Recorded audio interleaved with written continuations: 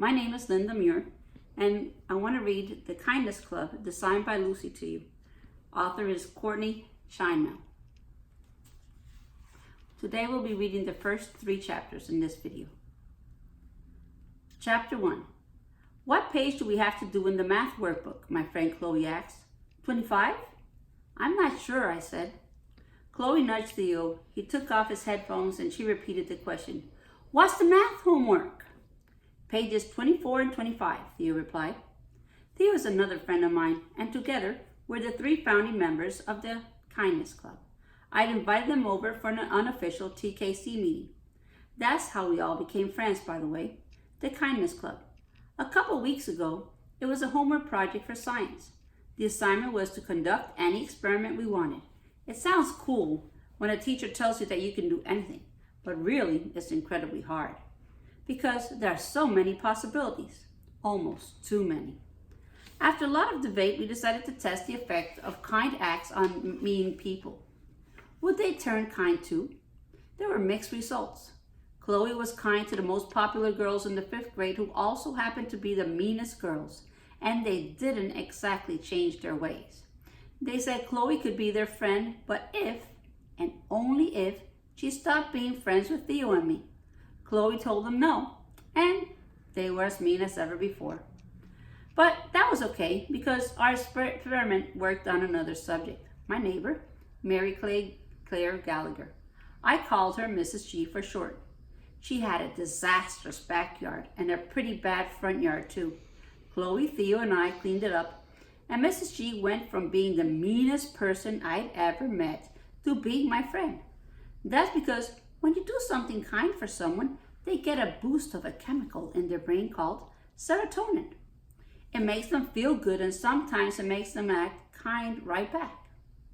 It's not that I was a mean person before we started the club, but I wasn't kind as much as I could have been. Unlike Chloe, who always thought up kind things to do. Now, I want to be like that, too. After we finished our experiment, we decided to keep the club and keep up our kindnesses. So, here Chloe and Theo were at my house on a Wednesday. Chloe flipped open the math workbook to the right page. Theo put headphones over his ears and opened his workbook.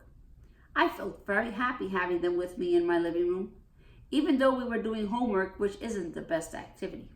Having friends there when you do any activity, good or bad, is so much better than being by yourself. I used to be by myself a lot, not by choice. But before Chloe moved to town and we got assigned a science project together, I didn't have many friends. To be honest, I didn't really have any.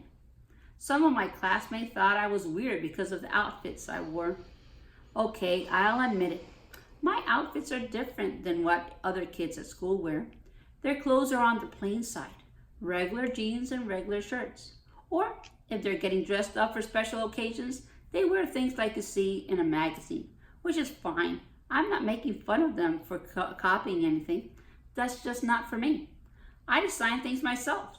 I'm practicing for when I grow up and become a fashion designer, just like Diane von Furstenberger and Carolina Herrera and Donatella Versace, names that when you hear them, you think style.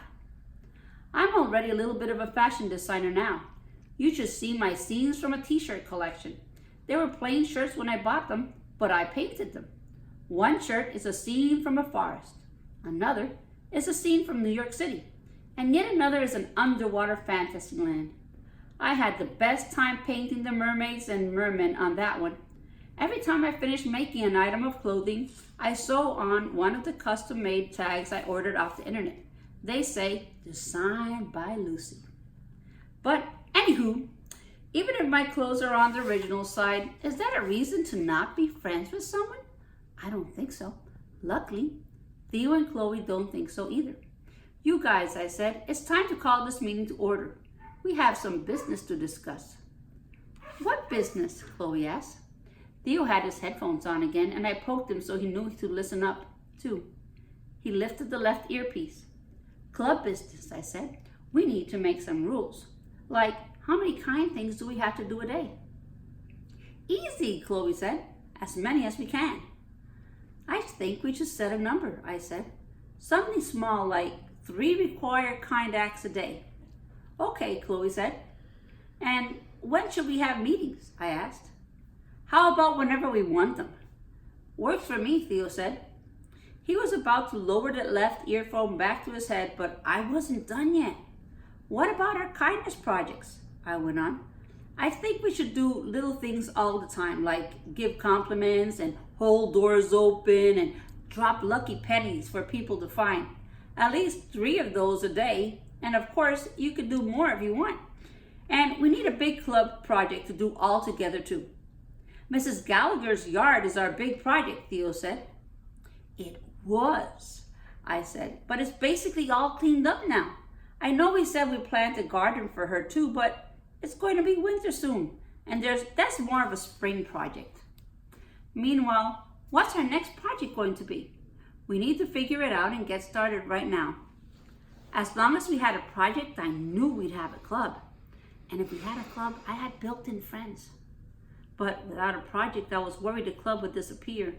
And then maybe Chloe and Theo would decide there wasn't a reason to come over to my house on a Wednesday or any other day for that matter.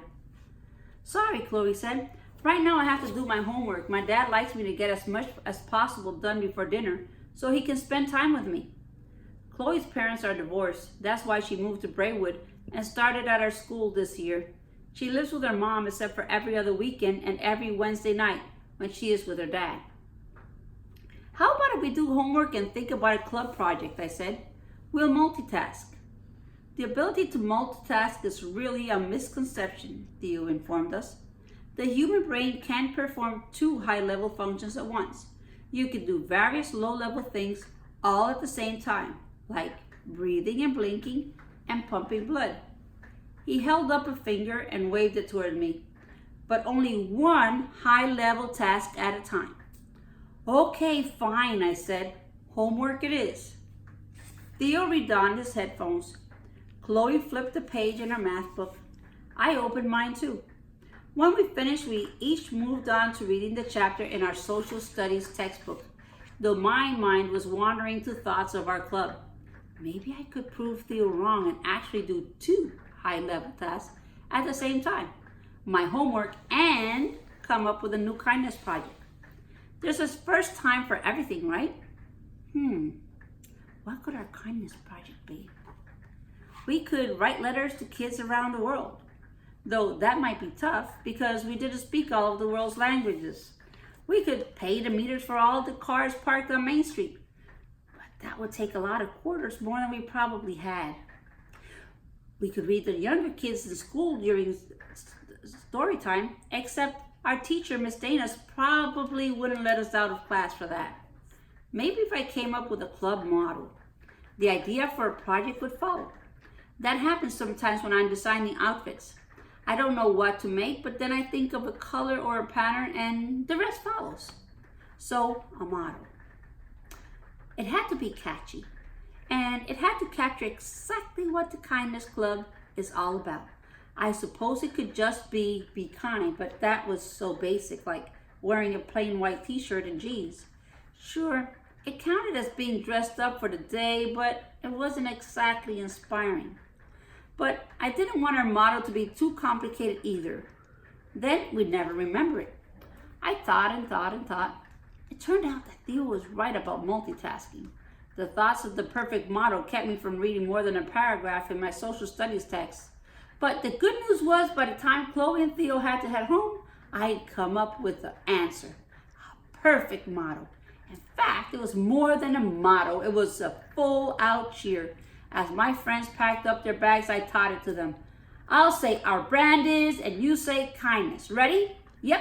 Our brand is kindness. Our brand is kindness. Cool, I said. That's great, don't you think? I do, Chloe said, and I'll see you tomorrow. See you. Chapter 2. My brother Oliver is away at college, and he left me in charge of feeding his betta fish, Poseidon. Poseidon is 5.5 years old, which is old for betta fish. He's Ollie's prized possession, but since Ollie and I are not only brother and sister, but also best friends, he trusts me to take care of him. I fed Poseidon his dinner, and then I went downstairs to the kitchen to have dinner with Grandma June. She set another place for my dad, but he didn't get home from work in time to eat with us. This is the 4th night in a row he's missed, I told Grandma as I put tinfoil over his plate. Well, a bowl really.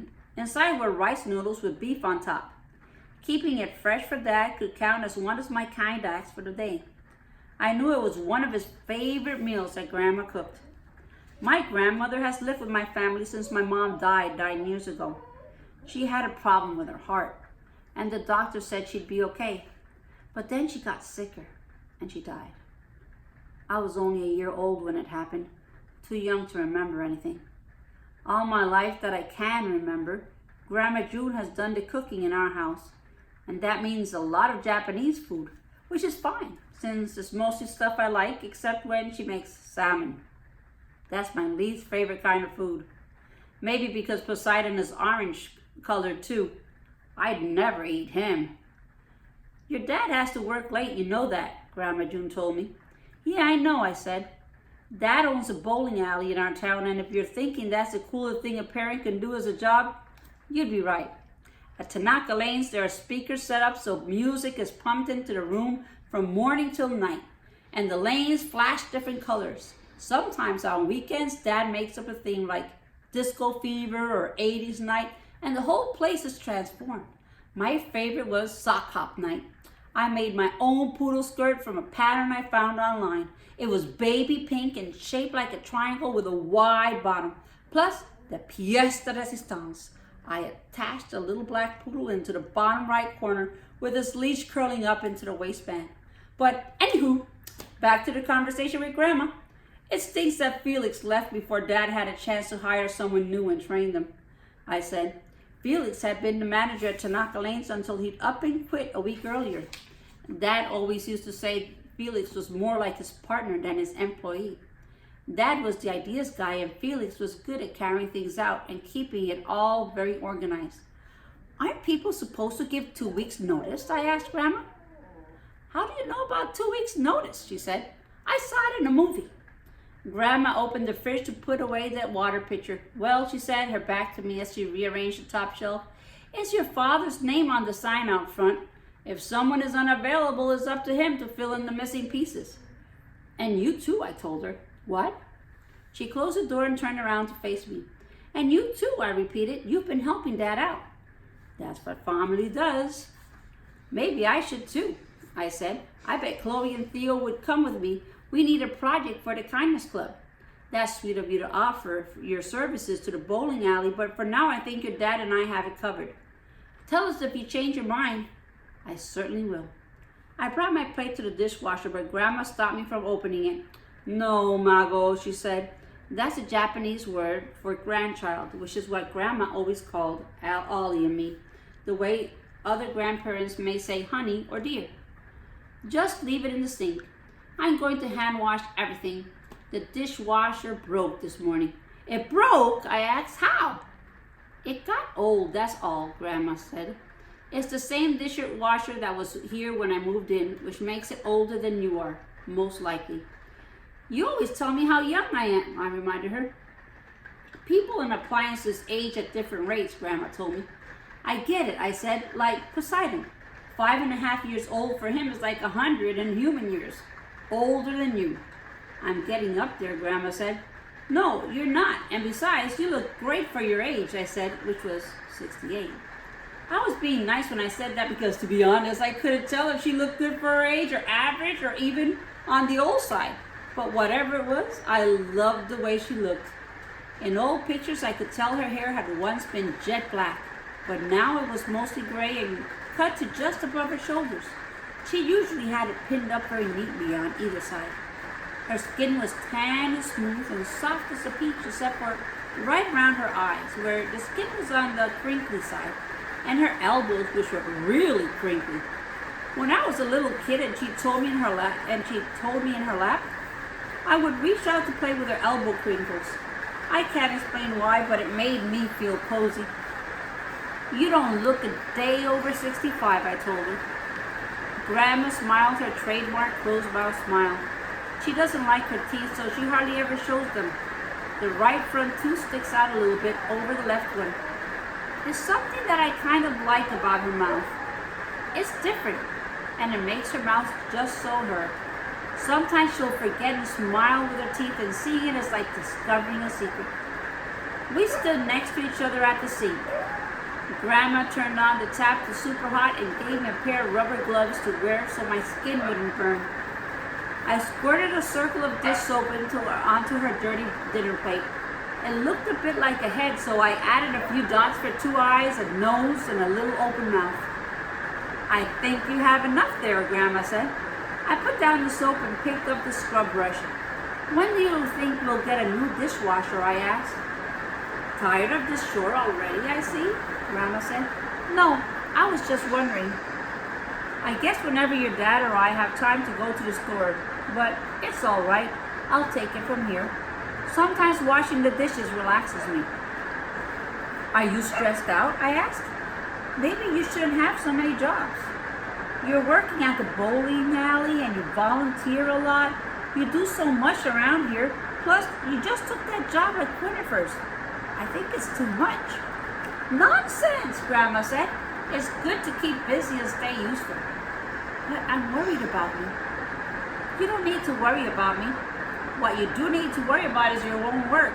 How was piano today? Mrs. Negishi is visiting her nephew, I reminded her, feeling worried all over again. That's why Chloe and Theo got to come over on a Wednesday.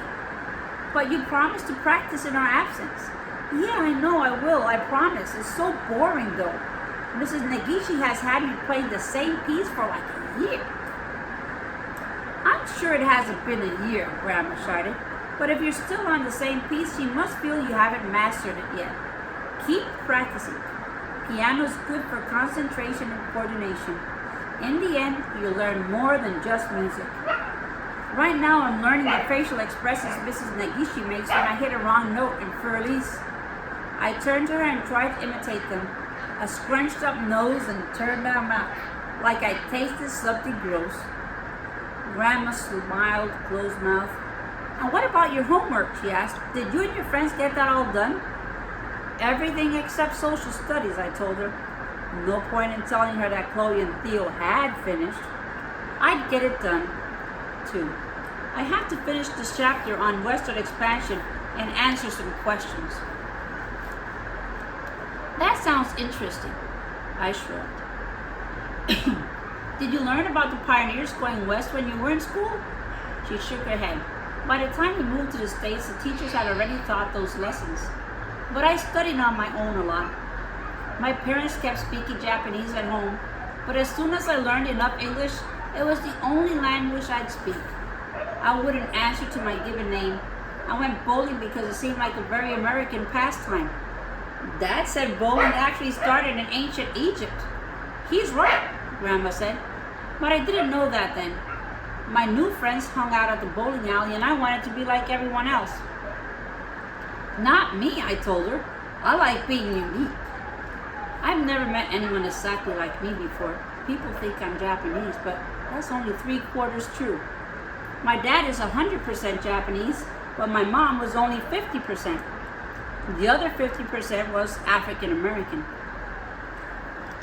She had dark skin and wavy black hair.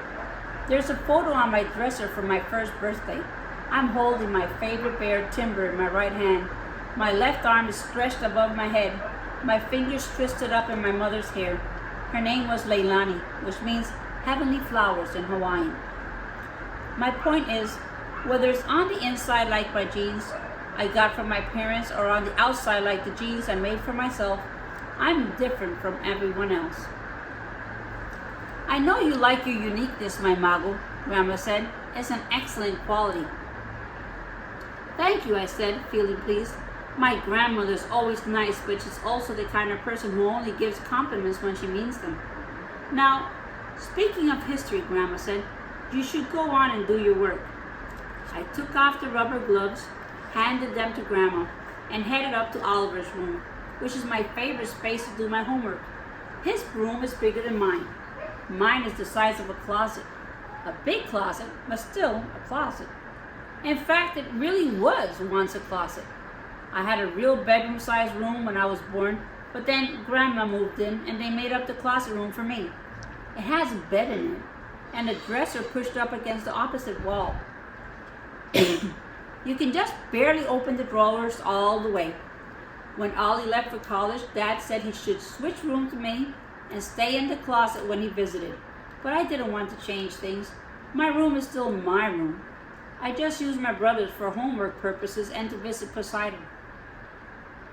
The chapter I needed to read started on page 52, Why the Pioneers Went West.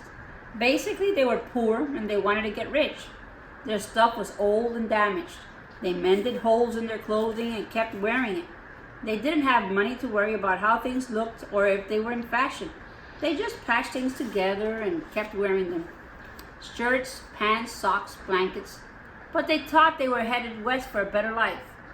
Along the way, a lot of people got sick and died. Maybe some of them had weak hearts, like Mom. I bet if the pioneers had known what would happen, most of them would have kept on living right where they were. I flipped the page and looked at the comparison maps of the United States, then and now. Back then, before westward expansion, there were some states sectioned off in the east, but the west was one big gray area.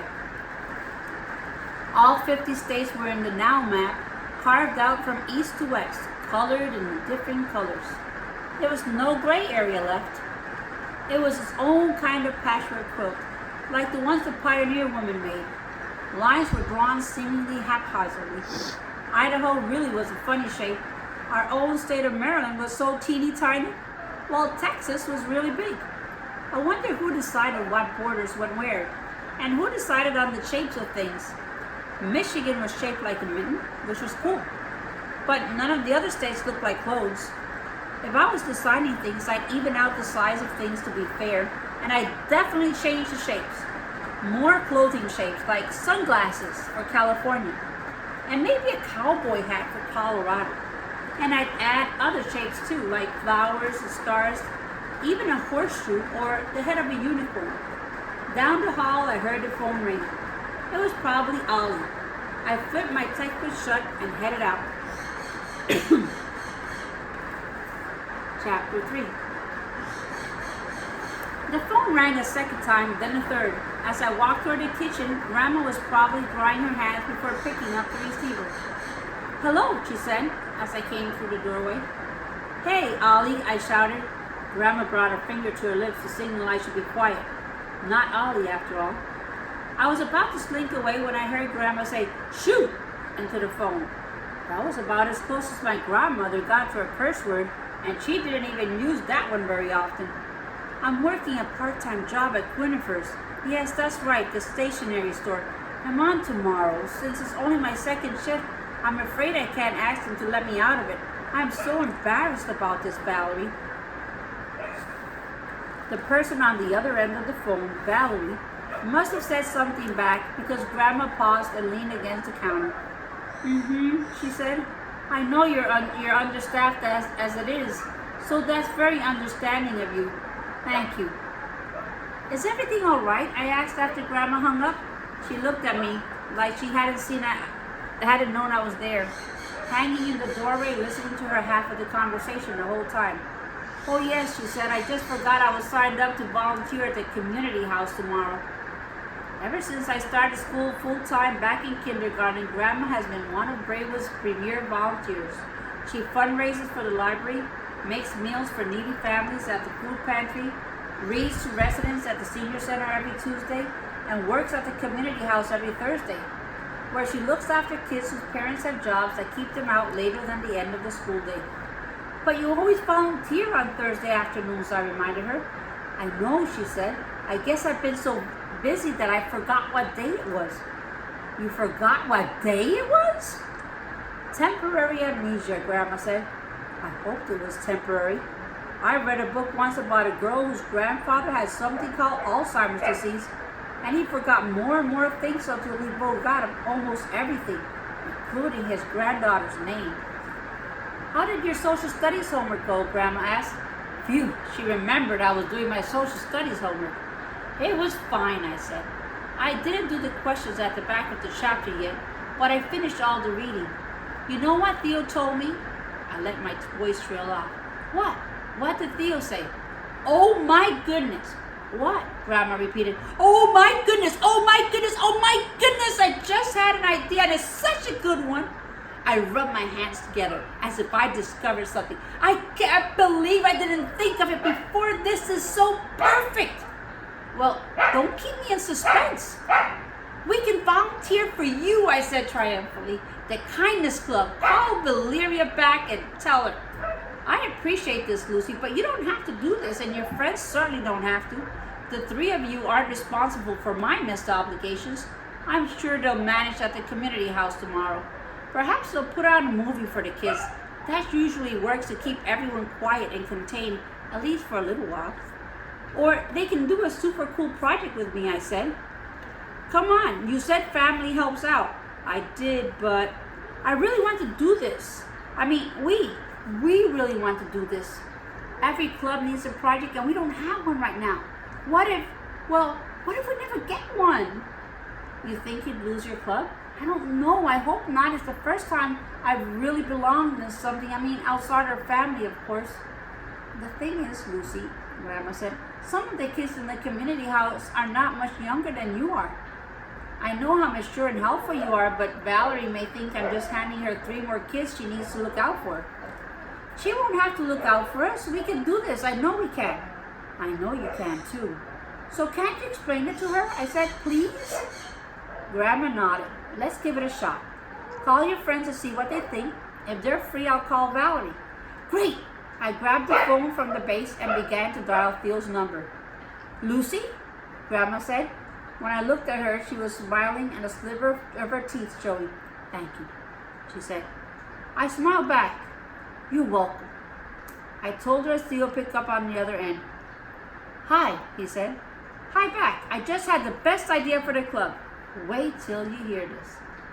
Thank you. We'll continue this on the next video.